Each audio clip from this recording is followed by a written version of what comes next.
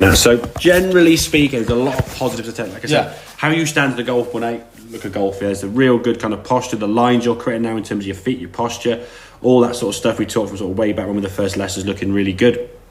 The issue now is that kind of left wrist position. Now, for some reason, I didn't get in the previous first shots to it, to be fair, so we'll just look at the good shots here.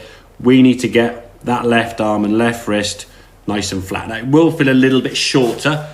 I think the feel you said you produced with your right arm was bending a little bit less, so you're kind of slightly wider kind of right arm rather than this collapse. Yeah, it's not kinking. And I think sometimes in an attempt to try to swing the club further, that often can create that kind of collapsing with the right arm or that cupping with the wrist, because what you had in the swing, if you got to here and the wrist would bend in kind of this fashion, the club would then get in a further position. But now at this point, with that wrist position going that way, the club face now is aiming over here. So if you do nothing different on the way down, the ball just goes straight right.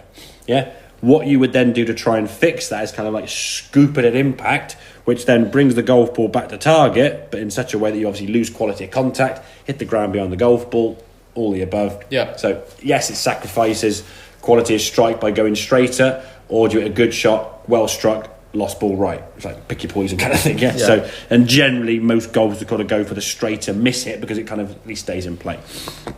So what you're going to try and work on is this feeling of going back and just sort of rehearsing and pumping this movement up here, doing this over and over again, keeping that left wrist, as you see, it will feel a bit flatter. And when you did that, what you will find, the impact of red will still come in. You had a couple of ambers, okay? Top of the backswing there now. You can see it goes back a bit further anyway, but there now we get a nice straight arm with the left arm there and the wrist. Yeah, you can see it in the wrist more. Yeah, as you come back down now into a good position, in time, you're not going to feel the need to kind of scoop the hands because the club face now is squarer, back into impact and through. And what we saw the first few shots was sort of starting pretty straight and just drawing off the left a little bit. Once you see the golf ball just going a little bit to the left, it will make sense for your hands to want it to start being a little bit more ahead. Yeah, if the ball keeps leaking to the right, you're not going to want to put your hands in front, are you? So over time, you're going to start seeing that. And that's going to help you now produce a better impact position because the club face now is square. But generally speaking, that's in slow-mo mode, but we can see now as you go to the top of the backswing, club's going back nicely, left wrist nice and flat, plenty of length in that backswing, and a good release and turn to the ball there, nicely in balance there, ball going down the range there with a decent quality strike. And I think, as we said, a more consistent kind of movement that's 100%. not relying on like 4 or 5 wrongs making a right, yeah? And that 7-iron there, sort of pitching out to about hang on.